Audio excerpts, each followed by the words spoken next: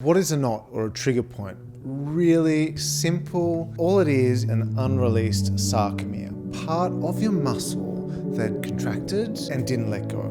But that's really tight. I'm going to use these finger traps and explain this to you. So we go down to a molecular level, all the way down to as far as a microscope can see. Jesus Christ.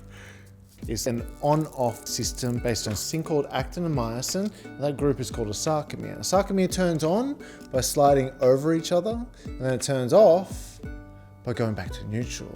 And this is one little contraction. They contract together by hooking to each other like Velcro. Line up millions of them, and you make one little muscle fiber. So one little sarcomere on its own, not that strong. Bundle them together into a muscle. Now you've got billions of them, and this becomes super strong. And we know this. I mean, here we have the masseter muscle right in our jaw. And it's this tiny, really super dense, there's billions of these sarcomeres, and we need them to crunch down on food so we can nourish ourselves. Interesting thing is that sarcomeres, they don't all contract at the same time. It depends on how many of these you recruit to how much of a muscle is engaged. Now the thing is, these sarcomeres, this little on-off system, they happen individually. So we have, say here in a bicep muscle, when you go to contract, only a certain amount of sarcomeres are contracting until you go to full contraction. But even at full contraction, they're not all getting turned on. When we go to release and turn off these sarcomeres, some of them don't get turned off and they stay contracted. That is a knot. Simple as that. Contracted little bits of muscle fibers called sarcomeres that haven't let go. And all we're doing, right, let's not get too, a massage is not rocket surgery, right? All we're doing with massage is shocking the muscle in letting go. Simple as that. Awkward. I'm legit. I'm not joking. I'm legit stuck. Now, why we have them, we don't know.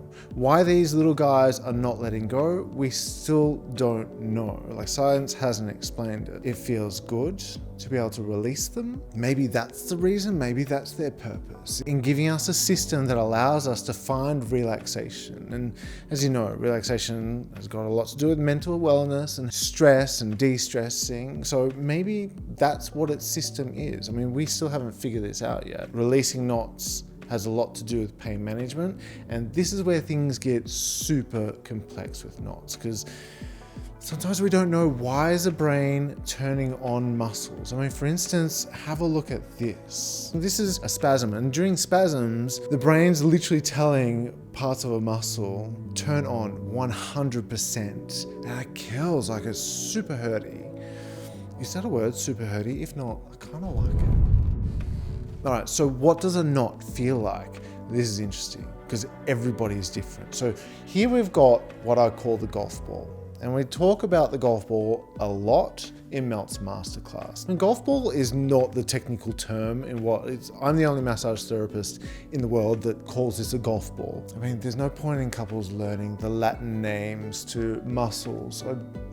I used to do that, and then I'd watch couples blank. And then as soon as I started calling these golf balls, people were like, oh, I actually feel a golf ball hidden inside my partner's shoulders. So now, if you put your hand in this location, you'll feel a golf ball buried in there. But everyone's different, right? So sometimes you'll feel 2 golf balls, sometimes 3. They might be little pebbles rather than a massive golf ball. It could be a band, it could be a taut little rope. Basically what you're looking for is an inconsistency in muscle texture. That's why it's good to start at the top of the shoulder with a little bit of oil and work your way up until you feel a change in the muscle.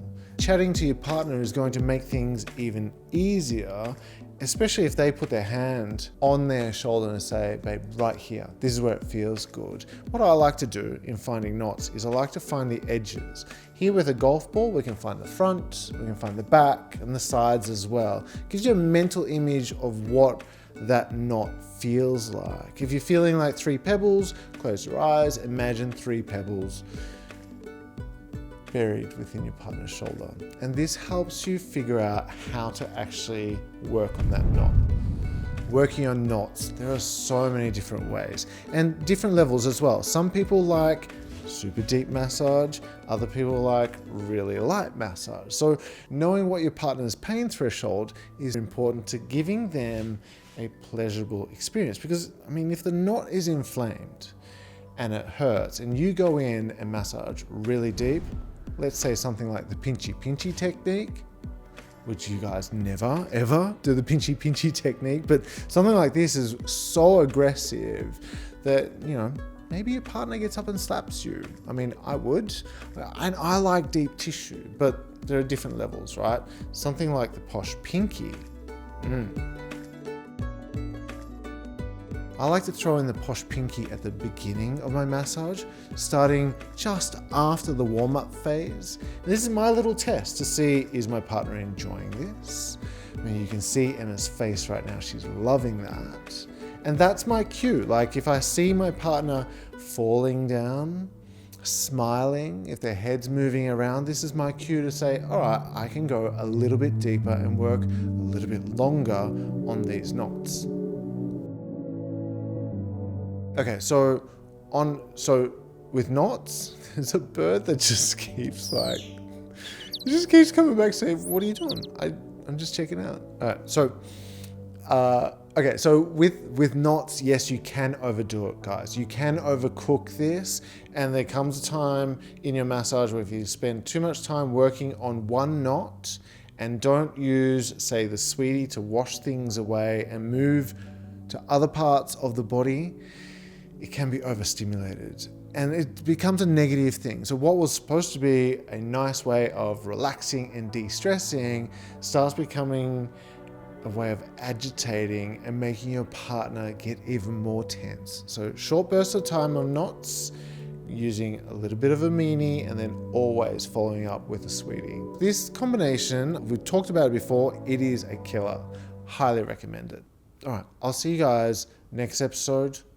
I might be back to pick up some shots, but I really like this edit. It was good.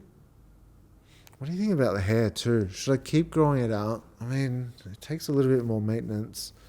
This thing is huge though. I've got another month of lockdown before hairdressers open up. Or maybe they don't. We find out this weekend. Our Premier of the state should be releasing. I don't think he's going to open it up. Man, I'm getting over this corona stuff. Like, I miss going outdoors. Okay, edit time.